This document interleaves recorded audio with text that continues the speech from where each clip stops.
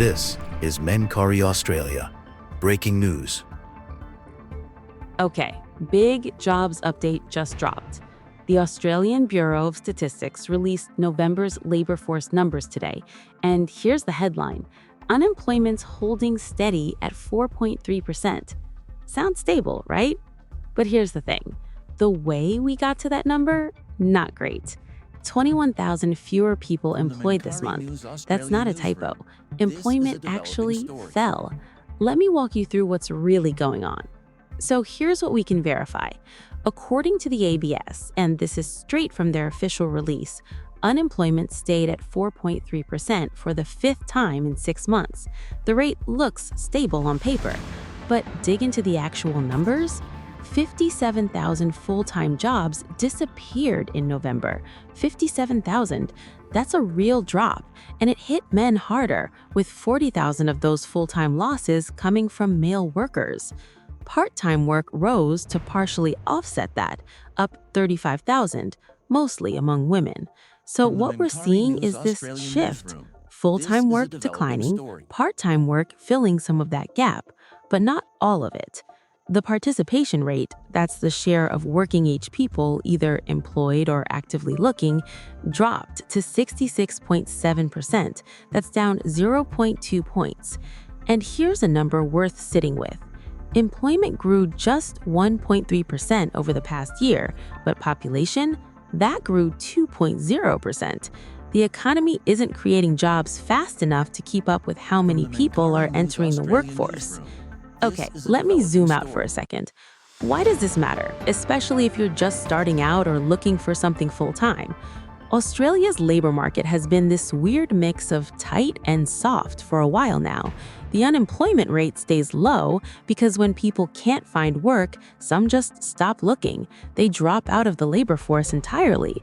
That doesn't show up in unemployment figures, but it shows up in participation. It shows up in underemployment. And that underemployment rate, it just climbed to 6.2%.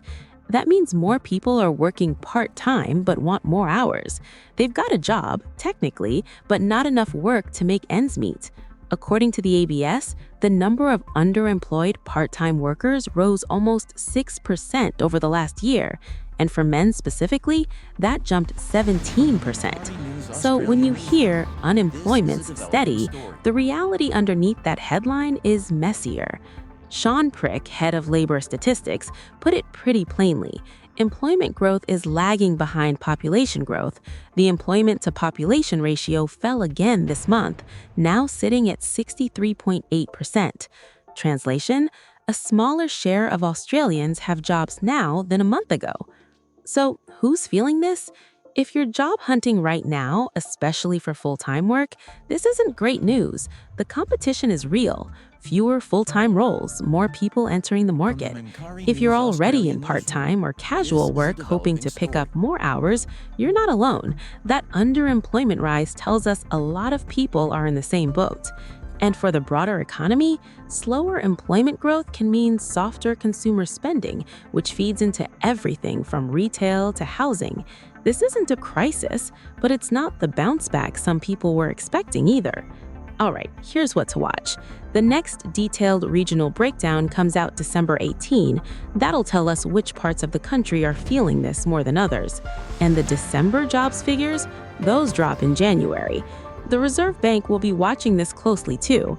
If employment keeps softening, that changes the conversation around interest rates. For now, unemployment's steady, but steady doesn't always mean strong. I'm Michelle Badia. Stay informed, stay curious. You've been listening to Flashwire, powered by Mencari.com, where facts still matter and stories still mean something. If you believe in independent journalism with impact, hit subscribe and share this episode. Your support keeps truth alive. Breaking. Verified. Australian. When the story breaks, we don't wait. We verify, explain, and bring you the facts straight from the source. Now, Optus has clearly failed here. Optus have failed to put safety first. Company Optus and its parent company Singtel offer commercial. Discussions based as friends and trusting. And part of our discussions, informally as well as the whole formally, world came has been together, to be honest. So many countries that you wouldn't have even thought of it, they came together. The world has come together around it. Now, we do need to draw a line in the sand when it comes to the protests that we continue to see in this country. The Flash Wire is your rapid response breaking news podcast, a stripped down, adrenaline-paced bulletin that drops minutes after major stories break.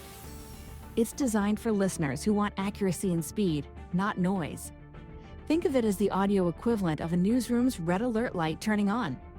Each episode runs under 5 minutes, short enough to drop between scrolls, but packed with verified updates, eyewitness info, expert sound bites, and a forward look at what happens next.